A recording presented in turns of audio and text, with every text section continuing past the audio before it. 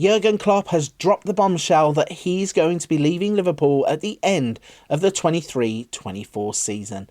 That means that FSG have now got to go out and recruit the next manager to take the club forward. In today's video, I'm going to go through 5 candidates who could potentially replace him and see who Football Manager 2024 recommends as the next Liverpool manager. The first manager that I'm going to look at in this video is Will Still. Not a name that I've yet seen linked to the Liverpool job, and there's every chance he won't be linked with them at all. But I find him to be an interesting candidate for a couple of reasons. The first of which is that FSG, the owners of Liverpool, sometimes like to do things that are a little bit outside of the box and often look at things at a different angle to most owners in the Premier League. So a young manager who fits the bill of one that he can develop into the future might be what they look for next. The second reason is if you have come across the name Will Still in the past couple of months or the past year, it's probably attached to the unbeaten run that he took Gerrard in Ligue 1, where it got quite a lot of media attention as it got further and further in. And he also loves himself a bit of Football Manager. Looking at his profile, he probably doesn't have the experience that Liverpool will need or want, but with a 3.5-star reputation that is only growing outside of England, I'm pretty sure he will end up back in England managing in the top flight sooner rather than later.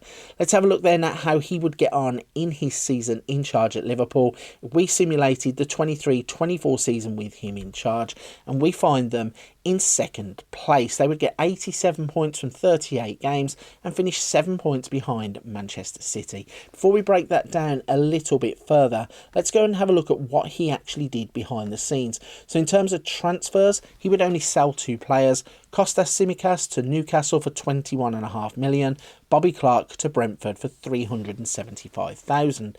For players coming in, this is where it gets interesting. So the first signing would be Noussair Mazraoui. He bought him from Bayern Munich for 19 million. He would then sign Scott Carson, which is an interesting purchase. Maybe it's something to do with the homegrown quota at the club, and he's obviously just finding that loophole like Manchester City do in real life with Scott Carson. And the final signing would be Brais Mendes. He would take him from Real Sociedad for £51 million. If we look at the tactics that he would play at Liverpool, we see that it's a 4-3-3, so pretty similar to the system that Liverpool would use anyway. And he would go with Alisson, Robertson, Van Dijk, Matip and Mazraoui. Then you would have Endo, Szoboszlai, McAllister, Jota, Salah and Núñez up top. So that's the team that has taken them to second in the Premier League. If we look at a few stats in terms of the team overview and see where they excelled. So they would finish top with most dribbles made with 692. They would have the fewest conceded goals with 25, and they would keep the most clean sheets with 19. If we take a look at how they would get on in the competitions that they would play in, we know that they would finish second in the Premier League, but they would also get through to the semi-finals of the FA Cup, where unfortunately they would lose to Manchester City in extra time. In terms of the Europa League, they would go all the way in that competition, blowing through the group stage with ease, then beating AEK, Borussia Dortmund and Bayer Leverkusen, and then Real Betis they would beat in the final 3-0. Looking at the Carabao Cup, we find that they would also win that competition by beating Coventry, Norwich, Luton, Bristol City and Aston Villa. So all in all, he has actually done a pretty impressive job. If we have a look at his milestones, we can see that in terms of the competitions, he would go on and win the Europa League, the Carabao Cup and finish second in the Premier League. And then in terms of his own personal achievements, he would finish up as English Premier Division Manager of the Month for March. So a good start for Will Still, a second place, finishing just 7 points behind Manchester City and winning 2 trophies. The next manager that I'm going to be taking a look at is current Brentford manager Thomas Frank. He's one that has been with Brentford for quite a while now, turning them from a Championship team into a sustained Premier League team. And I think he could have caught the eye of FSG by stepping up to the plate every single time Liverpool would play Brentford. They would show no fear. Looking at his profile, he has a slightly better reputation than Will Still with a 4-star reputation, and he also has Premier League experience. Looking at his attributes, in terms of the coaching, he's far stronger. In the mentals, he has good motivating and people management, and in the knowledge, player ability, player potential, and tactical knowledge all score well. So once again, put him in charge of a season with Liverpool for the 23-24 campaign. And how would he do? He would win the Premier League. Liverpool would not only win the Premier League, they would do it in style, winning by 10 points from Manchester City. They would win 30 of 38 games, have a goal difference of 51, and that is quite impressive. If we have a look, though, first at how Thomas Frank would have done things behind the scenes to see how his squad would have been moulded. In terms of the transfers, he would only let 2 players go. Adrian would go to Almeria for 50,000 and Jacob Poitras would go to Southend. In terms of players coming in, though, he would be a lot more active in the market. He would sign Alan Velasco from FC Dallas for 6.25 million, Sergio Roberto from Barcelona on loan with a 1.8 million fee, Carl Jacob Hein from Arsenal for 450,000, Weston McKennie for 27 million, Martin Zubimendi for 51 million pounds. So in terms of the tactics that he would play, once again we find a 4-3-3 defensive midfielder wide, and he would go with Alisson, Robertson, Van Dijk, Konate and Gomez, Zubimendi, Szoboszlai, McAllister, Diaz, Salah and Jota as his leading man up top. So we know how he would play his football and what he would pick in terms of the players, but let's have a look at some overall stats in the Premier League. So they would lead the way in terms of most points per game with 2.50, most goals with 80, they would have best possession with 61, and they would have fewest conceded with 29, tied with Manchester City. If we go then and have a look at how they would get on in the other competitions as well, starting off with the FA Cup, we would find them winning the FA Cup. So Thomas Frank gets a double in his season in charge. They would beat Tottenham 3-0 in the FA Cup final. In the Europa League, they would go all the way in that also, and he would have a treble. They would beat Villarreal in the final. They would breeze through the group stages, beat Young Boys, Freiburg, West Ham, and then beat Villarreal in the final to give him a treble. And if we look at the Carabao Cup, we see they would get all the way to the final and they would lose to Arsenal. So he came within an inch of winning absolutely everything. If we go back then and look at his personal milestones, we can see here Premier League champion, English Premier Division Manager of the Year, entered the Danish Hall of Fame, Europa League winners and FA Cup winners too. And we also know he was runner-up in the Carabao Cup, and that is a pretty good achievement in a single season in charge of Liverpool. The next manager that I'm going to be taking a look at is Zinedine Zidane. Zizou himself is a free agent, having previously managed Real Madrid. He is the A-lister on this list. He is the one with the biggest reputation and the one who is proven the most in terms of top-flight football. He has won La Ligas, he has won European Cups. So we know his qualities and we know exactly why FSG would want to get him in at the club. Now, in real life, he has put it out there that he may not be too keen on a move to England because of his English, although if you believe the media reports, he has now started to learn the language, so maybe they can twist his arm and get him in as Klopp's replacement. But once again, we have put him in charge of Liverpool for the 23-24 campaign. Let's see how he would have got on in charge of Liverpool. So we find Liverpool second in the table. They have finished just 3 points behind Manchester City, and Man City scored 91 points. Liverpool would get 88 points. Let's have a look at what he would have done behind the scenes to mould the team and make it his own. So starting off with the transfers out, Adrian would have gone out to Almeria for 47,000. Nat Phillips would have gone out on loan to Wolverhampton Wanderers. In terms of the players that he brought in, there are quite a few of them. You've got Martin Vitic coming in from Sparta Prague for 5 million. Noussair Mazraoui once again comes in from Bayern Munich for 19.25 million. Alberto Melero comes in from Las Palmas for 4.6 million. Sergei Pinev would come in from Lokomotiv Moscow for 4.9. Youssef En-Nesyri would come in for £45 million from Seville. If we go to the tactics tab and see how he would have played his football, once again finding a 4-3-3 tactic, he would go with Alisson, Robertson, Van Dijk, Konate and Trent, Endo, McAllister and Elliott in the middle, Diaz wide left, Szoboszlai wide right and Diogo Jota up the top, which is interesting to see that he doesn't fancy Mo Salah as a player. So back to the Premier League then and look at some team stats. We find that Liverpool would have the fewest goals conceded with 23, the most clean sheets with 22, the most in terms of possession with 60%, and they would have the fewest shots against with 319. So we know how he got on in the Premier League, finishing in second. Let's have a look at some of the other competitions to see how he got on. Starting off with the Carabao Cup, that was a bit of a disaster, a 1-1 draw in the third round against West Ham, where Mikel Antonio would get his revenge on Liverpool fans by scoring in 90 minutes, meant that they would crash out there. In the FA Cup, they would get through to the final, having beat Man City, Blackpool, Tottenham, Chelsea and Leeds, only to fall at the final hurdle to Newcastle.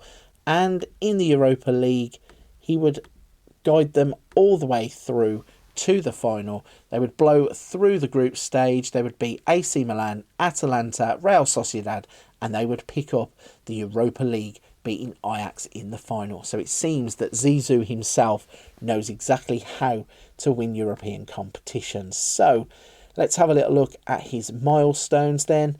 So we can see that in terms of Liverpool, just Europa League winners, and in the awards categories, he would be Premier Division Manager of the month of September and December. So overall, he's guided them to second place in the league with 88 points, and he has won a Europa League. The next manager that I'm going to take a look at is the sentimental one. This is Steven Gerrard. It's often been said that it's his destiny to come back to Liverpool and be the manager of the club. While his managerial career started off well up in Scotland when he managed Rangers, he would then take on Aston Villa, where it would go okay to begin with. It fell away, he got the sack, and he's now out in the Middle East managing Al Ettifaq, where his team haven't won for 8 games, but they've just given him a contract extension. Looking at his profile, he has decent coaching attributes. In terms of the mentals, he has good determination and motivating, and then in the knowledge, he has good judging player ability and judging player potential. However, that tactical knowledge of 10 probably isn't going to do him too well in this job. So he doesn't really need to prove anything to anybody in terms of his credentials at Liverpool, but his managerial career has hit the rocks. We are going to put him in charge of Liverpool for the season and see what happens. How would he have got on in the 23-24 season? And it turns out that they would have finished in second place with 82 points, finishing 15 behind Manchester City. Let's have a look at what he would have done behind the scenes in terms of transfers first. So he would have let go of quite a few players. He would have let go of Bobby Clark on loan to Accrington, Costa Tsimikas on loan to Brighton, Joel Matip would have been moved on to Newcastle, Oki Kanania to West Ham, Callum Scanlon to Crystal Palace, and Nat Phillips would have gone out on loan to Burnley. In terms of the players that he would have brought in, once again we see Scott Carson on the list. It's a strange one, but I guess finding the loophole like Manchester City did for the homegrown players.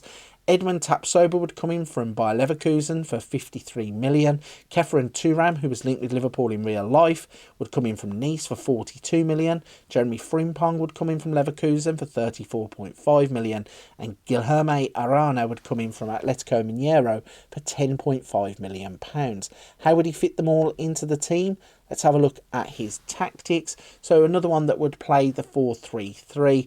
And looking at the lineup would be Alisson in goal, Robertson, Van Dijk, Konate and Trent, Endo, Szoboszlai and McAllister, Diaz, Jota and Nunez, which is interesting because it's another one that doesn't seem to be able to fit Mo Salah into his team. If we go back to the Premier League then and look at some stats in terms of the overalls, strangely, they don't lead any categories in the league, but they would finish 6th in terms of clean sheets. they would finish fourth in the fewest goals conceded. They would finish third in most dribbles made. Most possession, they would finish in second place. Fewest shots against, third place with 376. Most goals, third place. And most points per game, they would finish in second place. Let's go then and look at what they would achieve in the other competitions that they would play in that season. Starting off with the Carabao Cup, they would get through to the semi-finals, beating Bristol City, Everton and Aston Villa before finally losing to West Ham in that semi-final. In the Europa League, we would find them go all the way through the group stages. They would go through the knockout phases, beating Ajax, Antwerp, Villarreal and Roma, and they would win the Europa League. So Stevie would end up with a piece of silverware at the end of his season in charge. And then on into the FA Cup, it would be short-lived. They would beat Manchester City and Norwich and eventually go out in the 5th round to Chelsea. So he has managed to win the Europa League. He has done okay in the Premier League, finishing in second place, but they were miles behind Manchester City. 1 trophy on the board, not too great in the other 2 cups, but Stevie had a really good go at managing Liverpool in his season. The final manager that we're going to take a look at in this video is the heir apparent, according to the bookies. It's Xabi Alonso. Former Liverpool player, has cut his teeth in management by going to Real Madrid as an under-19s coach. He then went to Real Sociedad B and is now making a name for himself in the Bundesliga, where he is turning heads. We are late into January and his Leverkusen team are the only team to be undefeated at this point in the season, and they are top of the table. Looking at his profile, he looks like Football Manager rate him as a natural manager. He has good coaching attributes, which include good mental, tactical and technical. In the mental side of his game, he has good adaptability, determination, motivating and people management, and then he has good judging player ability, judging player potential and tactical knowledge of 17. So it seems like he's the one who is going to fit like a glove into this Liverpool job after Jurgen Klopp. But once again, we have put him in charge for the 23-24 season. Let's find out how he would have got on in charge of Liverpool. Surprisingly, we only find Liverpool in 4th place. They would only achieve 73 points from their 38 games. That would put them 13 points behind Manchester City, and it would leave them behind Arsenal and Manchester United. If we go in and see how he would have changed it in the back room in terms of transfers. So he let go of quite a few players. The first of which, and the biggest name on the list, is Diogo Jota. He would let go of Alan Velasco, who he would actually sign, but would let go back to Dallas. Adrian, 54k to Almeria. That seems a popular transfer with all of these managers. And Nat Phillips would also go on loan to Burnley. In terms of the players that he would purchase for the club, so Pierre Kalulu would be the first one from AC Milan for 40 million. Ferdi Kadioglu would come in for 17.25 million from Fenerbahce. Alan Velasco would come in for 6.25 million. Umar Solé from Salzburg for 7.75 million. Brahim Diaz would come in on loan from Real Madrid for 6.5 million. And he would sign Lucas Asadi from University de Chile. So some interesting signings going on with Mr. Alonso.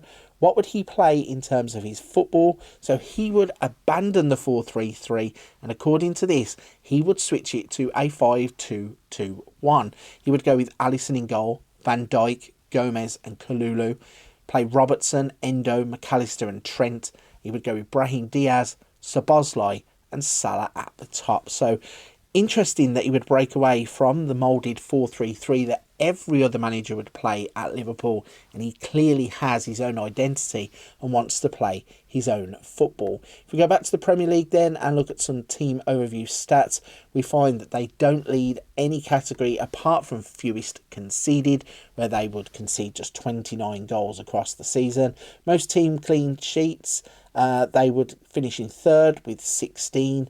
Dribbles made, they wouldn't finish in the top 8. In terms of possession, 59% was the leader, but Liverpool would get 57, so just behind Manchester City. Fewest shots against, they would finish in 2nd. Most goals, they would finish in 4th. And most points per game, they would finish in 4th place. If we go then and look at the other competitions they would have took part in under Xabi Alonso, starting off with the Carabao Cup, we would see they would go through Brentford, Brighton, Aston Villa, and come up against Manchester City in the semi-finals where they would be eliminated. Then in the Europa League, we can see that they would go far into the tournament. They would get through the group stages, having lost 2 games, but they would then go on and beat Atletico Madrid, Dinamo Zagreb, Real Sociedad, Borussia Dortmund, and then they would come up against Freiburg in the Europa League final, so Xabi Alonso can add that to his list of honours. And then finally, in the FA Cup, they would only get in to the 4th round. They would come up in a Merseyside derby against Everton in the 3rd round, require a replay and penalties to beat them, and then they would lose to Brighton in the 4th round. So quite interesting that Xabi Alonso would win the Europa League, but he wouldn't do well in the domestic competitions. And 4th place is by far the lowest of any of the managers that they would finish in this experiment. If we look at the milestones though, Europa League winner in terms of the awards, he would win Premier Division Manager of the Month for August and October.